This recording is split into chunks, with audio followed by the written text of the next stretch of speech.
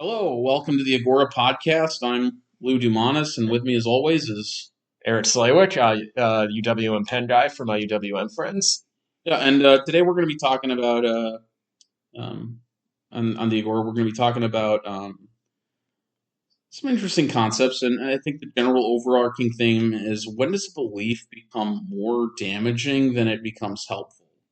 And obviously, I will be contributing nuance to that because I am more convinced that there can be a belief that can be inherently good, but can be made to be harmful if twisted out of its original and proper context. Yeah, and I think we actually that's probably just a great way to we'll just jump right into it. I think that can be true. I think that can be true.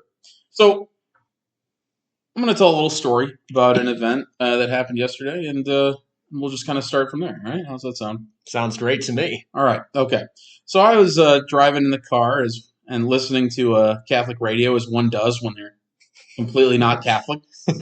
And it was this show where there was this priest, or he was a deacon or something, and he was answering questions of devoted Catholic listeners.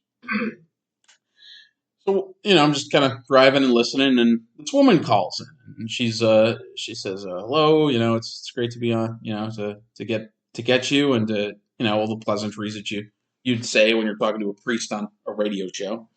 And she says, "I have a question for you.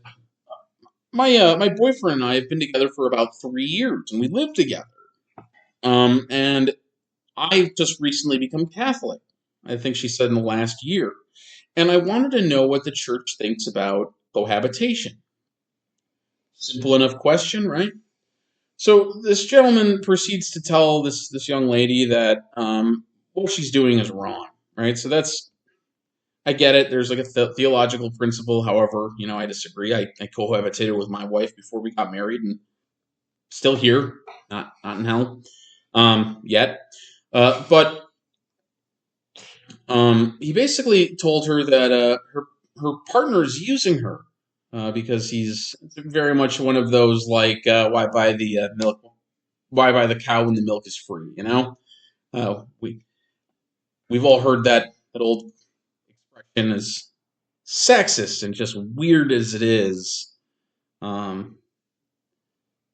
he was basically talking down to a relationship and trying to tell her that not only is it a sin, but it's also you're being used by this guy.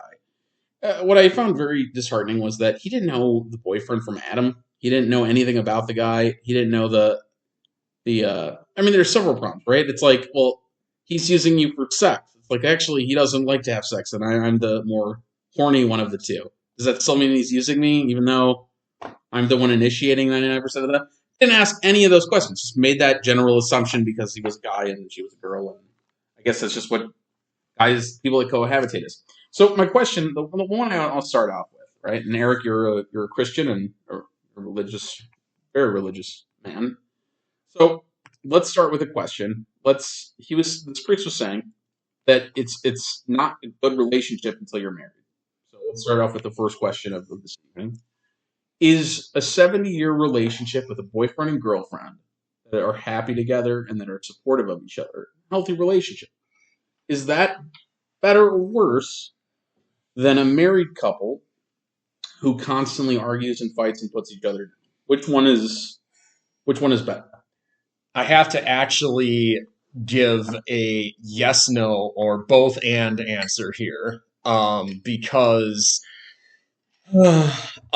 in principle, I believe from the Bible that it is that the only proper way for people to live together, to have sex and to be in a relationship of that level is in marriage, and there are actually specific terms in the Bible for doing that outside of marriage that kind of can be lumped. It's actually, ironically enough, the term that we get the word porn from. It's porneia, and it refers to just general sexual immorality.